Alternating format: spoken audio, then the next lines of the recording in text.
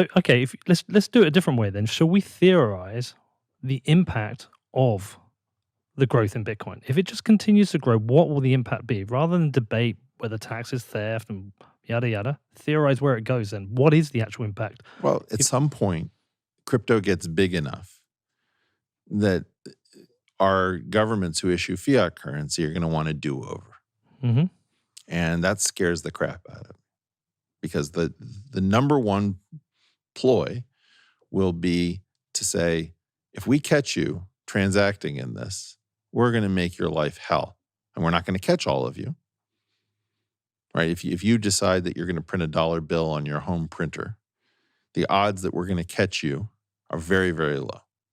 But we're going to make the penalty very, very high so you don't start experimenting with this. All right, well, that's what you're going to start to see. Is you're going to start to see draconian penalties for doing things that are difficult to stop using crypto if we are not careful. What do you think the likelihood is of that outcome? Depends. I mean, there are a lot of ways that the Bitcoin story goes south in a very dangerous way. And by south, you mean like Bitcoin fails, or you mean like south, like it gets so big that we don't know. This is a novel object. Yeah. Mm-hmm. And part of what makes it exciting is novelty. Now, when you hear many people talking about Bitcoin, they will talk about it as if its past will be its future. The most remarkable thing about Bitcoin, by far, is every day I check it and it's not zero against the US dollar. And I think this thing is a miracle. And literally, Lindy effect. People love that word in Bitcoin. Is that right? Yeah. Just means it's been around. Okay. Yeah. I can't tell you how impressed I am every day that it's not at zero. It's just one more day, this thing, which the prize for taking this thing down is enormous. Effectively, it's offering a bounty. And it hasn't happened, even after like the Mt. Gox, and all that kind of stuff. Mm-hmm.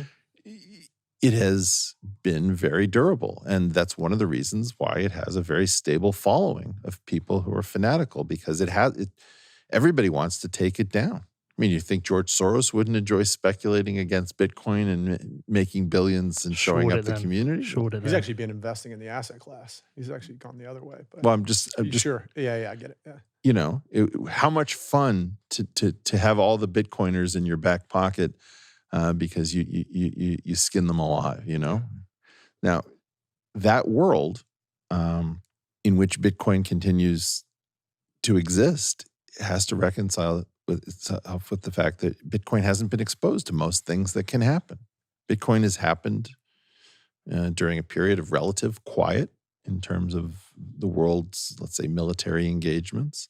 It has taken place in a period of relative technological stagnation. I don't know how Bitcoin behaves more generally, or what happens when it gets close to its 21 million ceiling or anything. I don't know how it will continue to deal with its challenges. Now, it's got a large number of years where it hasn't fallen apart. But no, this is a dangerous object. To your point about gold, we know a lot more about gold.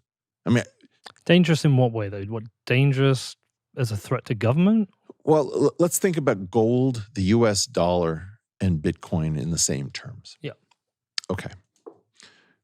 Gold comes not only from physics, but from violent physics. It doesn't just come from stars. It comes from like collisions and explosions of stars. It's very hard to make gold. Mm-hmm. Fiat comes from a printing press and the threat of violence. So we've got gold that comes from violent engagements of stars. We've got USD, which comes from the full faith and violence of the U.S. government. Mm-hmm. And we have Bitcoin that comes from what? Peaceful revolution. Come on. You're not reading it, Carters. It comes from elliptic curves. It comes from math. And in a weird way, that shift towards number theory, it's to make sure that you have a form of money that reveals a potential undoing.